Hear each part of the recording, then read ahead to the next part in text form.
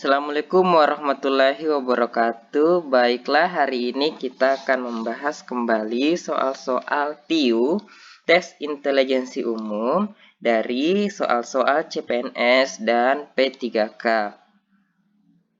Kita telah sampai di bagian ke-11 ya dari materi sinonim ini ya. Kita lihat untuk soal yang pertama yaitu kabaret. Apa yang menjadi sinonim dari kabaret? Apakah A yang merupakan topi tentara, B terkena goresan, C simbol kepangkatan, D pertunjukan hiburan, E peci pramuka. Nah, kalau kita lihat ya dari kelima pilihan jawaban dari soal ini, maka jawaban yang paling tepat sebenarnya ialah D ya. Kabaret itu bersinonim atau bermakna ya sebuah pertunjukan hiburan. Itu yang dimaksud dengan kabaret ya. Nah, kita lihat ya pembahasan. Nah, kabaret itu bermakna sebuah pertunjukan hiburan. Nah, pertunjukan hiburan ini ya dapat berupa nyanyian, tarian dan sebagainya. Nah, kabaret ini biasanya ya ada di tempat-tempat seperti restoran dan juga kafetaria ya, kafetaria yang menjual minuman seperti anggur, miras dan dihibur oleh penyanyi dan penari. Jadi itu yang dimaksud dengan kabaret ya. Jadi kabaret itu bersinonim ya atau bermakna pertunjukan hiburan. Jadi betul ya jika jawaban dari soal ini ialah D ya, yaitu kabaret bermakna sebuah pertunjukan hiburan. Nah, kita lihat untuk soal yang berikutnya yaitu esoteris. Apa yang menjadi sinonim dari esoteris ya? Apakah A bersifat abadi, B bersifat khusus, C bersifat menyeluruh, D bersifat istimewa, dan E bersifat merata. Nah, kalau kita lihat ya pilihan jawaban dari soal ini, yaitu dari pilihan A sampai dengan E, maka jawaban yang paling tepat ialah esoteris itu bersinonim dengan bersifat khusus ya, yaitu ada pada pilihan B ya. Jadi esoteris itu bermakna bersifat khusus. Kita lihat untuk pembahasannya.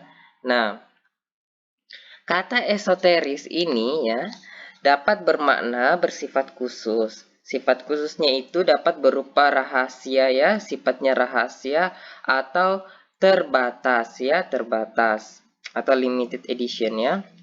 Jadi itu yang disebut dengan esoteris ya, esoteris. Dengan demikian, betul ya jawaban dari soal ini yaitu B ya, bersifat khusus. Esoteris itu bermakna bersifat khusus ya. Nah, kita lihat untuk soal berikutnya yaitu cengkar. Apa yang menjadi sinonim dari cengkar ya? Apakah A cengkar itu bermakna gerah ya, bermakna gerah, B itu bermakna kering ya, atau B bermakna kering, C kemarau, D gersang ya, E panas. Nah, apa yang menjadi makna dari cengkar ini ya? Apa menjadi makna cengkar ya? Nah, kalau kita lihat ya dari kelima pilihan jawaban dari soal ini ya, maka jawaban yang paling tepat ialah D ya. Cengkar itu bermakna gersang ya, bermakna gersang ya. Nah, kita lihat pembahasan dari soal ini yaitu Nah, menurut Kamus Besar Bahasa Indonesia ya, kata cengkar ini berarti tandus, agak tandus atau gersang ya. Jadi betul ya jika jawaban dari soal ini ialah D ya, cengkar itu ya bersinonim atau bermakna gersang ya. Jadi betul ya jika jawabannya ialah D. Nah, kita ke soal yang berikutnya yaitu ambivalen. Ambivalen ya. Apa yang menjadi sinonim dari ambivalen ya? Apakah berarti sebuah lirik lagu, bercabang dua, bermakna dua, gotong royong, atau hal yang mirip ya?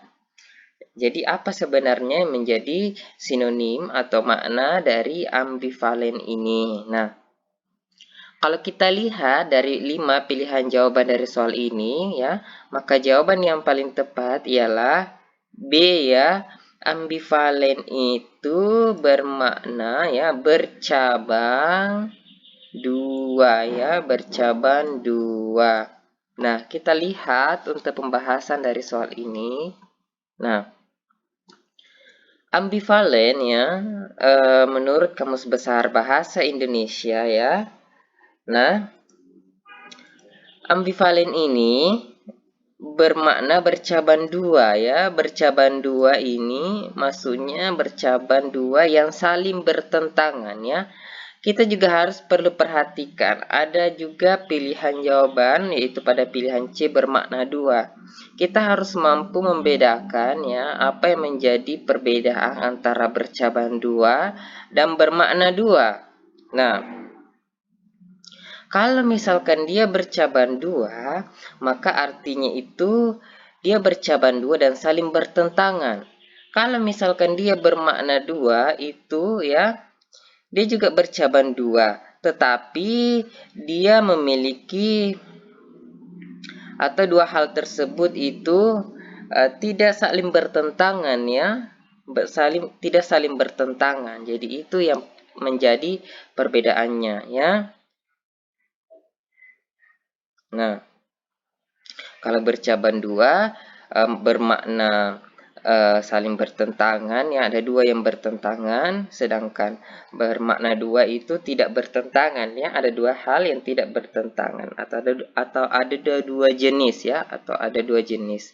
Jadi betul ya jika jawaban dari soal ini ambivalen itu bersinonim dengan bercabang dua, yaitu ada pada pilihan B ya. Terima kasih telah menyaksikan ya pembahasan soal kali ini ya, dan sampai jumpa di pembahasan soal berikutnya ya. Terima kasih.